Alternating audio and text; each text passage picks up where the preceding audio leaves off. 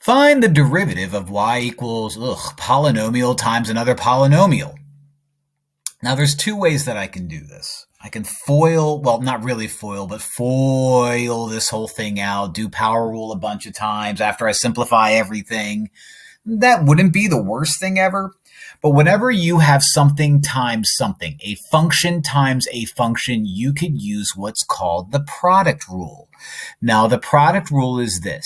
You call one of your functions u, and you call another one of your functions v, and the derivative of u times v is going to be u prime v, so the derivative of the first function times the regular second function, plus v prime u. In other words, the derivative of the second function times the first function. Okay? So what I need to do is I already know what u is. I already know what v is. I'm going to go over here and I'm going to try to find out what u prime is and what v prime is. So u prime is going to be the derivative of this guy here. All right, I have a sum of powers, so I'm going to use the power rule once, twice, and 3 times for u prime. The power rule says that if you have a coefficient variable exponent, you take the exponent, multiply it to your coefficient, and subtract 1 from your exponent. In other words, 4 times -2 is -8. X is x. Subtract 1 from 4 and you get 3. So let's do it again. Bring down the 2. 2 times 5 is 10. X is x. Subtract 1 from 2 and you get invisible 1. The derivative of a number, just a constant, is always 0. So that's that. The derivative of 4 is nothing. I'm not going to write out any more.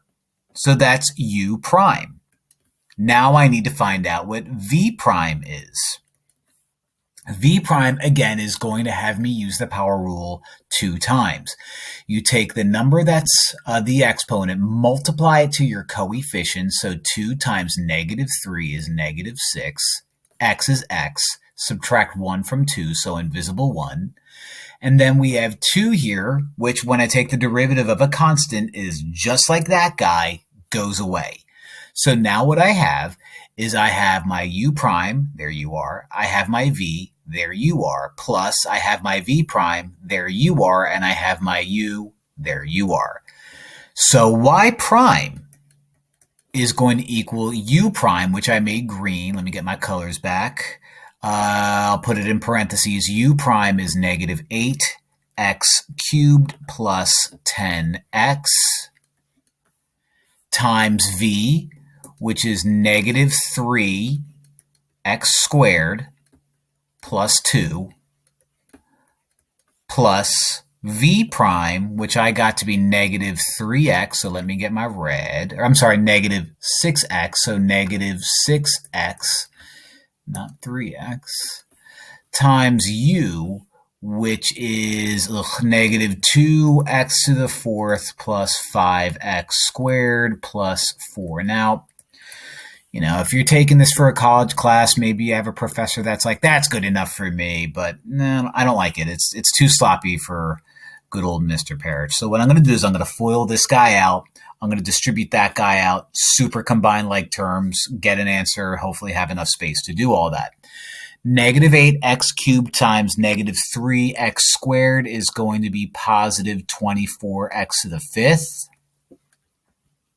Okay, that's the F in FOIL. -8x cubed plus 2 is going to be -16x cubed. That's the O in FOIL. 10x, a very sugary term. 10x sugar. Look it up.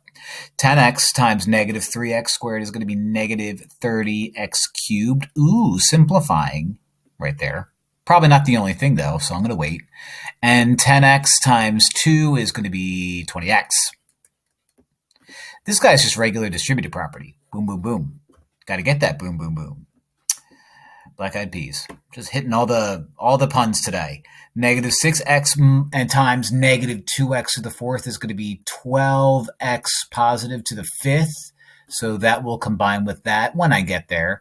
Negative 6x times positive 5x squared is going to be negative 30x cubed. So another cube to combine with the other cubes that I got over there. And negative 6x, I already did the line, but I did it twice. Negative 6x times 4 is going to be negative 24x. All right. Let's bring out a few more colors. Do I have anything with x to the fifth? Yes, I do. I have 24x to the fifth plus 12x to the fifth is going to be 36x to the fifth. There you go.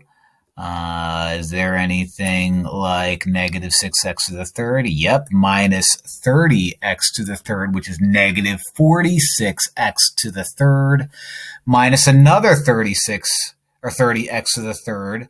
Any more x to the thirds? Nope. So negative 16 minus 30 is negative 46. Minus 30 again is going to be negative 76.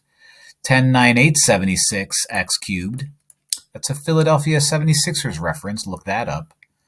Again, punning very hard today. 20x, negative 4, or 24x is negative 4x. And there you have it. That's my y prime. Power rule. And again, what I could have done is I could have superfoiled that whole thing out, done power rule a bunch of times, but I didn't. Use product rule. And product rule is going to be very important. You're going to see that a lot, especially when you deal with trigonometric things. I'll have videos on that eventually.